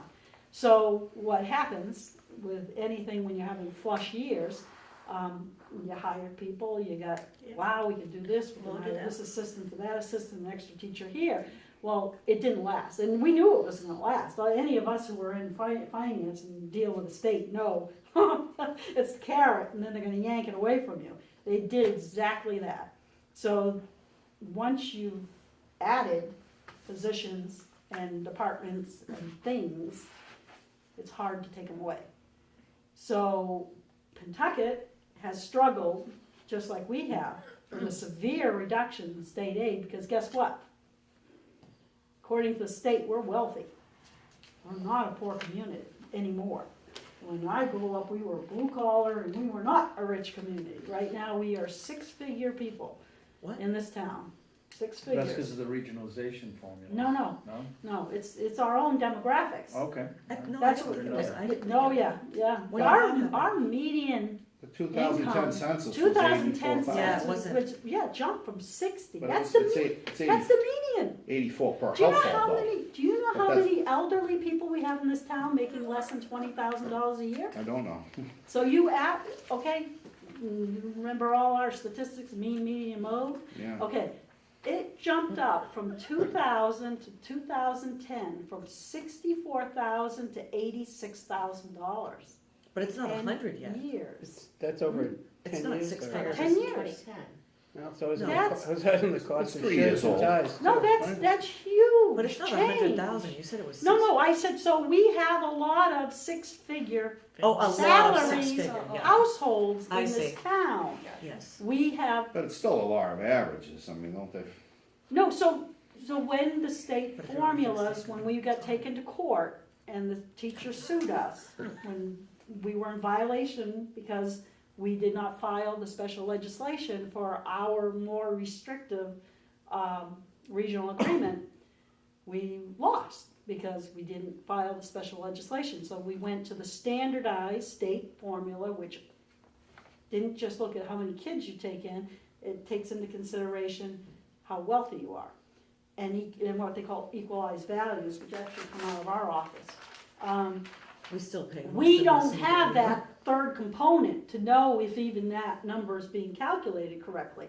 We have tried to get what the formula is out of the state we can't. Nobody will give us the formula. The problem is, you got the EQV, So what- you what- got the what- value of the town, and then you got the income of its residents, which we don't have. The DOR has that. And that's what they calculate that on, and that's why Groveland's been bumped up in the So what last wasn't several filed? years. What was that you said? The equalized values. Can that be filed later, or can you cure? It's done once every, it's He's done, talking about the. what do we? the- Special legislation. He's asking. Oh, no, oh, you mean, you'd have to change, who's gonna go for You'd that? have to get Merrimack and West Merrimack's Newbury. not gonna go to that old agreement. Neither will West Because Newbury isn't Groveland held either. veto power. Well, on West the old Newbury one. would benefit from that, though.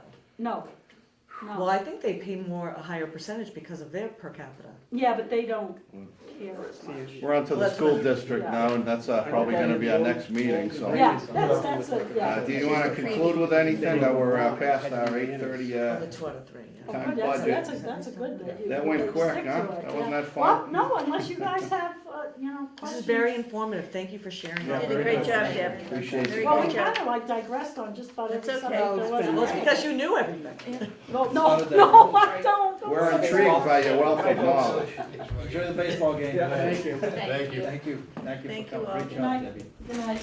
See you later. Thank you for the handouts. Bye-bye. So, do we wanna schedule the next meeting, and, Before we do that, can I, Halloween, can we, 31st. just a point of order on some finished business. Let's not forget that if we wanna bring school committee members in, or the administration, there are two things that we are interested in. One of them is about the budget, but the other one is what role can the Board of Selectmen or, specialized boards in this town, specifically the finance board, what role can they play, or a greater role can they play in negotiations of teachers' contracts, if it's even possible? I don't think it, You don't think it's possible, okay? What I would Well- like to hear from them is what we've asked every other board, which is, how could your relationship improve? What are the things that you would value to have. I mean, we kind of know what our issues are. I want to hear what theirs are in terms of if there are things that we could do that would help their process as well. So we in agreement to bring in the school committee? Well, yeah, sure, we can vote Should on we, that. if you should we bring in the whole committee or just ask the chairman We to can come? invite- Anyone else who wants to come want. can Yeah, come. we can absolutely invite. I would strongly suggest if we can get Mike, the business manager here, that would be greatly beneficial. Mike Bergeron. Because he'll- It's on the first page. Because he, you know, and so we can invite the school committee and Just the Groveland. the Groveland contingency. Groveland contingency. Doug So- Shaline, Elise O'Connor, and, I Jack think the Willett. Groveland group. Who's Okay, also chair. it will be, we'll, I do think did he say yes on the business manager? Are we gonna ask the business Yeah. manager? Yeah. we'll invite them. The superintendent great. lives in town, so. And superintendent, if they all wanna come, I mean, You I can think we'll walk have a right lively, we'll have a lively discussion on that. And then a couple of, one other, if we're gonna, you know, who we're gonna invite in the future, it doesn't have to be next meeting. We should invite the capital improvement committee. They do provide a slightly, certainly a different function than the finance Yes. committee, not to be confused. A lot of people confuse the two, but it would be good to understand the distinction between the capital improvement committee, what their role is, and how they interact with the finance committee. I We think cer- capital improvement should come here. I'm sorry, I think She says yes. I do think that it would be well worth our time to Good. talk with them, because Those will they be have the a next very two meetings. important role. And then you also. For the future, also ZBA members, also the town clerk. Well, ZBA, I mean, I'll defer Okay. to Dan on that. I served on the board. I don't know how much, you know, they kind of act pretty much on their own. Okay. I mean, I think ZBA is quasi judicial and not a policy-making board. I mean, however, people may interject personal opinions into the process. I think we could invite them, but, maybe at the tail end of what we do. Yes, thank you. So- You can leave it right there. I'll take them, I'll study them all How tonight. about police and fire? What is it? I mean, ultimately, The master plan. you know, I foresee us just going through all the department heads. I don't wanna, you know, exclude anyone, and I would Yeah. like to include everyone, and, so it's just a matter of the timing of it. Yeah, exactly, whatever we can do. So what are you I looking mean, I at wanna for get, time, you know, Dan? library in here and everybody, I mean, it just, We have half the library. yeah, Are so, you looking for for a the, motion so, to adjourn? well, let's pick a next meeting so that is not an issue, and, if we can decide, when we wanna come back, and the other thing, you know, in the last few weeks, I've thought about, would this committee wanna meet, you know, on a set date every month? I mean, would that be something that would be more, convenient, or just to help with scheduling, if we were the first Thursday of every month, or the second Thursday, would that help anybody with their, just making it to the meetings? I As don't- much as I know that what we're doing is important, I can't do another meeting every month. I could do every other month, that would be reasonable for me. And working full-time, getting here at 6:30 is a challenge for me. I understand. Okay. I got stuck in traffic myself, and I understand So I that. don't know if we and- could have a 7 o'clock start time. Well, I don't mind. you know, Seven's fine. Someone's fine. 7 o'clock works for me. I mean, it's just, you know, the people that we invite. As long as the I just, meeting's, yeah, I mean, are we gonna go? my to- bedtime's Are we 9. gonna go to 9, so, I mean, could we tweak No. it up to quarter No, to that's- 7, or? It starts, realistically, Well, what it time starts were at our quarter to guests 7 invited anyhow. for? Yeah, we're always Seven. starting late They were anyway, invited for so it's. 7. 7, yeah. so we can get our business done before, you know, just our Yeah. housekeeping. Yeah, I mean, I wouldn't change the time that we asked them. Right, but the guests coming in, 6:45. I don't want them coming in later than 7:30, it's kinda, No, I'm saying Kinda don't late change the meeting. time that they come in. Let them come in and we can do our business after. okay. All right, that works too, even. you could Actually, do it that 7 way, that's o'clock what gives we you more time to have dinner. Yeah. Everybody agree with that, then now let's, Yeah, I don't mind a later start, actually. then it will I be just- seven, Mill. seven, With- With kids and a husband that works, it's a Aye. challenge. right there with you. You're the preaching to So the you're one of choir. these persons in the negative then. She's Or got 2 kids in the school. Yeah. I think I earned my keep though. You do too. She's a negative. too. Yeah, I do something. I did a count in my I'll neighborhood. contribute something to Taking that. care of We my average, like, kids. in our neighborhood, we average roughly 0.3 children per house. Actually, my son's not So going it's to not like PTA. every house has a child in it. Yeah. I actually only have one because I'm paying for my son to go to school somewhere else. And 3, but you know, I hear the real estate tax argument, and we pay income tax to the state, and to the federal government and You should see the sales tax and mails tax and excise tax. Are we still and on tape? Are you Could looking be. for a motion Okay, to you know what? adjourn? Nobody Dan? adjourned. Let's have a motion to adjourn. Fees, fees, fees. Move that we adjourn. I don't wanna adjourn Motion until to we adjourn. pick a schedule Oh, for our boy. next meeting, so that we resolve How that about the issue. third Thursday of the month? 7/14, I'm thinking November 21st, that would be. Is our- that too Maybe close to Thanksgiving. Thanksgiving? Try. Yeah, Is it's that not 28th. Thanksgiving, don't worry, Lisa. 28th is Oh, no, I know. Thanksgiving. November 21st, what is it, do you have the That calendar? sounds good. third Thursday. I don't have my calendar, that might be my book club night. When is Thanksgiving, the following week? Yeah. 22nd is on a Friday, because it's November Kennedy's 21st, 50th. Thursday gonna evening give out work book for club. everybody? Get and it's the- November 21st. assassination. You don't need the book. November 21st it will be at 7 PM, see you then. Motion to adjourn, I anybody? make a motion to adjourn. Second.